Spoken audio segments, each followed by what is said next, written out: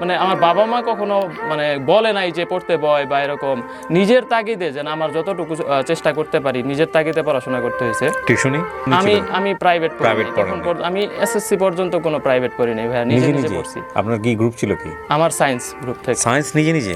জি। কিভাবে পড়তেন? কত সময়? টাকাটা নাই? টাকাটা নাই। বাংলাদেশে এরকম স্টুডেন্ট অনেক আছে, অনেক। যে একটা টিউশনি দেন।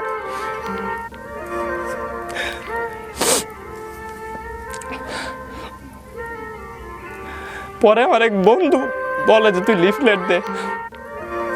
আমি শেরেবাংলা কৃষি বিশ্ববিদ্যালয় পরে আমার লিফলেট লাগাই। আজকে যে গল্পটা বলতেছে এখানে, এই গল্পের সাথে বাংলাদেশের অসংখ্য যুবকের গল্প মিলে যাবে যারা ওর মতো বা ওর চেয়ে অনেক ভয়ঙ্কর লেভেলের কষ্ট করেছেন, কিন্তু উনি ব্র্যান্ডিং বাংলাদেশে এসেছেন, তার মানে ওনার কষ্টের রেজাল্ট আছে। সবার কষ্টেরই রেজাল্ট আছে, কেউ হয়তো খুব তাড়াতাড়ি পায়, কেউ হয়তো সময় নিয়ে পায়। এবং কষ্ট যদি আপনি আল্লাহর নামে করেন তো আল্লাহ আপনাকে শপথ করেছেন যে আপনাকে সে রেজাল্ট দিবেই দিবে। ধৈর্য ধরে শেষ পর্যন্ত গল্পটা শোনেন। ডিস্ট্রিক্ট জামালপুর। জামালপুর। আপনি বর্তমানে ঢাকায় থাকছেন? জি জি। ওকে, তো সুমন ভাই আপনি শুরু করেন। সৃষ্টিকর্তার প্রতি কৃতজ্ঞতা জানিয়ে শুরু করতেছি। তো আমার বাসাটা এমনই এক গ্রামে যে জামালপুর সদর উপজেলাতেই, জামালপুর জেলার সদর উপজেলা, কিন্তু এমনই এক গ্রাম যেই গ্রামে এখন পর্যন্ত বড় গাড়ি যাবে এরকম রাস্তাঘাট হয় নাই। আচ্ছা। এবং আমরা ইলেকট্রিসিটি পাইছি 2015 সালে। মানে আমরা এসএসসি পাস করছি দুয়াত, যেটাকে বলে হারিকেন আমাদের গ্রামের ভাষায় বলে, এই হারিকেনের আলোয় পরে এসএসসি পাস করছি। সোর্স ছিল না। মানে এরকম হয়েছে, আমি স্কুলে যাইতাম মানে বেল্ট কেনার মতো, আমার যে বেল্ট ইফোর্ড করবো এই টাকাটা মানে রশি দিয়ে বেঁধে যাইতাম। এরকম হইতো যে আমার প্যান্ট রশি দিয়ে বেঁধে প্যান্ট বেঁধে যাইতাম, এবং মানে 2 ঈদে একবার কাপড় কিনতে পারতাম না। আমাদের হচ্ছে এরকম যে ফ্যামিলির সব কিছু মেনটেন করে আমরা হচ্ছে পুরা বছরে 2 ঈদে মাত্র একবার কাপড় কিনতাম।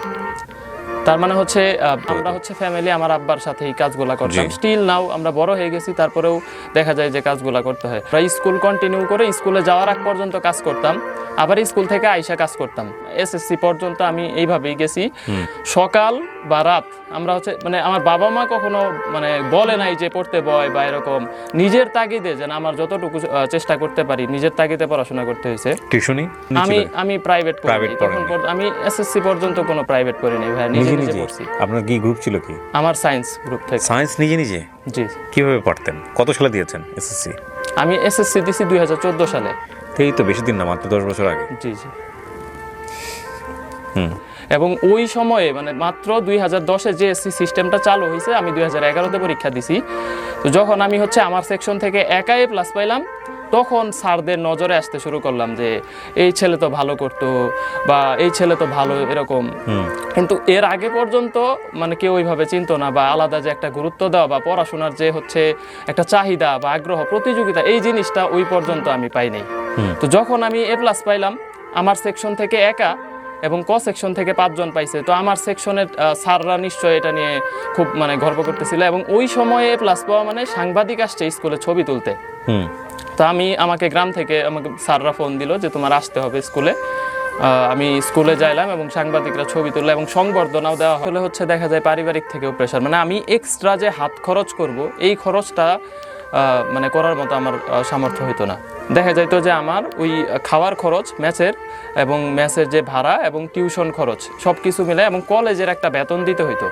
যে বেতনের কারণে পরে আমি হচ্ছে আমার ওইখান থেকে উপবৃত্তি সিস্টেম থাকে কলেজে, তো উপবৃত্তি অ্যাপ্লাই করি এবং 700 টাকা, আমার কলেজের বেতন ছিল 900, আমার 200 টাকা দেওয়া লাগতো মাসে। বিশাল সেভ আপনার জন্য। 700 টাকা ওই সময়ের জন্য মানে আমার মানে এত বেশি উপকার হয়েছে, আমি ওই মানুষটারে ধন্যবাদ দিতে চাই।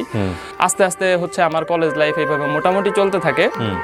যখন সেকেন্ড টাইমে উঠবো, আমার মানে গ্রামের যেই সমস্যাগুলো থাকে, যে জমি জমার সমস্যা, তো জমি জমার সমস্যা নিয়ে ফ্যামিলিগতভাবে সমস্যা হয় খুব বড় লেভেলের, এবং এটা নিয়ে মামলা পর্যন্ত হয়ে যায় পারিবারিকভাবে। মামলা হয়, আমি যখন কলেজের পরীক্ষা দিতেছি আমার নামেও মামলা হয়। তো মামলা হইলে মানে আমি পরীক্ষার মানে হলে পরীক্ষা দিতেছে, আমি পরীক্ষার হল থেকে বের হয়ে যায় শুনি যে এরকম মারামারি হয়েছে জমি জমার জমি মামলা। জমা নিয়ে, এবং আমার বাবা তো তখন একলাই। তো এই মামলাটা দেয় আবার আমারই দাদা, মানে আমার হচ্ছে বাড়িতে যায়, নিজের বাড়িতে যে ঘুমাবো, নিজের বাড়িতে থাকবো, কারণ তখন মানে এরকম ভয় ছিল যে যদি বড় কোনো সমস্যা ধরে হয়ে নিয়ে যায়, যায়। স্টুডেন্ট মানুষ, লেখাপড়া করতে পারবো না, পরীক্ষা হ্যাঁ, মিস হয়ে যাবে, রাইট। সরকারি চাকরি করতে পারবো না, এরকম অনেক ভয় থাকতো। তো যে কারণে আমি অন্য বাড়িতে পালায় থাকতাম, মানে আমার বাবার ঘুম টোম এরকম হারাম হয়ে যায়। পরে উনি যে কোনোভাবে, যে এলাকার সামাজিকভাবে এটা হচ্ছে মিল হয়, মিল হওয়ার পরে মামলা উইথড্র হয়। তো এটা হচ্ছে আমার সেকেন্ড ইয়ারের শুরুর দিকের ঘটনা। A+ কাটে, আর সবগুলা physics, chemistry, math, higher math যেটা, তারপরে বায়োলজি, সবগুলাতে A+ আসে। কিন্তু যখনই আমি অ্যাডমিশন টেস্টে ভর্তি হইতে যাব, দেখা যায় যে একবারে 13-14-15 হাজার টাকা লাগে একটা কোচিং করতে গেলে, অ্যাডমিশন কোচিং। তো আমার খুব মানে স্পষ্ট মনে আছে, আমি ওই দিন সারাদিন কান্না করছি, আমার সবগুলা ফ্রেন্ড যায় কোচিংয়ে ভর্তি হয়েছে, আমি ভর্তি হতে পারিনি, কারণ টাকাটা নাই। টাকাটা নাই। বাংলাদেশে এরকম স্টুডেন্ট অনেক আছে, অনেক অনেক আছে। আমরা হয়তো ঢাকা শহরে থেকে অনেক বেশি প্রিভিলেজড, আমরা তো ভেবে বুঝতে পারি না। এই টাকাটা অনেক অনেক অনেকের কাছে কোনো টাকা না, বাট কারো কারো কাছে এটা অনেক বেশি টাকা। জি, বাড়িতে যখন বলি, তো যতগুলা দান ছিল সব দান বিক্রি করে, তারপরেও টাকা 13-14 হাজার হয় না। পরে দাঁড় করে ফ্রেন্ডসরা ভর্তি হওয়ার আরো 15-20 দিন পরে আমি কোচিংয়ে ভর্তি হই। আচ্ছা। আমার বাবা আমাকে একটা কথা বলছিল যে এই যে টাকাটা দিলাম, বা তুমি এখানে কি করবা বা কতটুকু পড়বা, বা মানে লাইফ তোমার, আসলে তুমি এটাকে কোন দিকে নিতে চাও, যদি আমাকে তুই করে বলতো, তো এটা কোন দিকে নিতে চাও, এটা হচ্ছে মানে আমার সিদ্ধান্ত আর কি। যে ভর্তি পরীক্ষার 10 দিন আগে, তখন আমার মধ্যে একটা এমন সিরিয়াসনেস আছে যে আমি শুধু খাওয়া আর ঘুম, মানে কারো ফোন পর্যন্ত রিসিভ করতাম না, যে আমাকে চান্স পাইতে হবে। কারণ আমার ওই যে বাপের দান বিক্রি করা টাকা, তো এই টাকার শোধ যদি আমি না দিতে পারি, আমি যদি চান্স না পাই, তাহলে পুরো আমি সন্তান হিসাবে ব্যর্থ।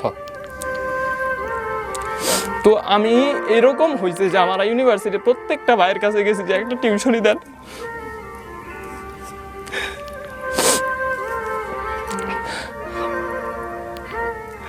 পরে আমার এক বন্ধু বলে যে তুই লিফলেট দে।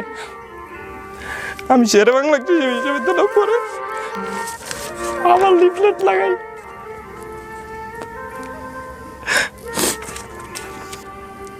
ওরে বাবা, কবে খুলছেন আপনি এটা? এইটা ওই ক্লাসিফাইড গ্রুপ, আপনারা বুঝতে পারছেন যে শুধুমাত্র ইন্টার পড়ুয়া স্টুডেন্ট যারা, তারা আলটিমেটলি হচ্ছে এই গ্রুপের মেম্বার। তার মানে ও কি পরিমাণ পপুলার! ওয়াও। দুদিন আগে লিখেছে, আলহামদুলিল্লাহ প্রত্যাবর্তন 3.0-তে মোট 1802 জন ভর্তি কমপ্লিট। এরা কি পেমেন্ট করে ভর্তি হয়েছে? পেমেন্ট করে ভর্তি হয়েছে, 3500 টাকা করে পেমেন্ট। আরে ভাই, আপনি তো কোটিপতি, আপনার সামনে বসে আছি আমি। ওকে, চলেন গল্পটা শুনি তারপর। তো যেই ছেলে মানে 5 জন স্টুডেন্ট নিয়ে শুরু করলো 1500 টাকা ধার দিয়ে, হ্যাঁ, ওই ছেলের এখন মানে একটা পেইড ব্যাচে, এই যে আপনি যেটা দেখলেন একটা পেইড ব্যাচের স্টুডেন্ট 1802 জন। 1800 অলরেডি ভর্তি হয়েছে আরো, মানে আমি ইয়ারলি মানে পেইড ব্যাচে 7-8 হাজার স্টুডেন্ট হয়ে যায়। কত করে দেয় এরা প্রতি মাসে? 3500-4000 এরকম ফি থাকে। এরা ভর্তি হয়েছে 3500 টাকা করে। আপনি আমাকে আমি একটু ক্যালকুলেটর নিয়ে একটা হিসাব করি ভাই, কিছু মনে করেন না। হ্যাঁ, আমার জনগণকে একটু ধারণা দিতে হবে। আপনি বলতেছেন 3500 করে, 3500 করে প্রতি মাসে কতজন স্টুডেন্ট থাকে? প্রতি মাসে না, এটা হচ্ছে কোর্স আকারে, প্রতি কোর্সে। হ্যাঁ, একটা কোর্স ওদের শেষ করে দিব, এবং একটা কোর্স শেষ করে দিবেন আপনি 3500 টাকা।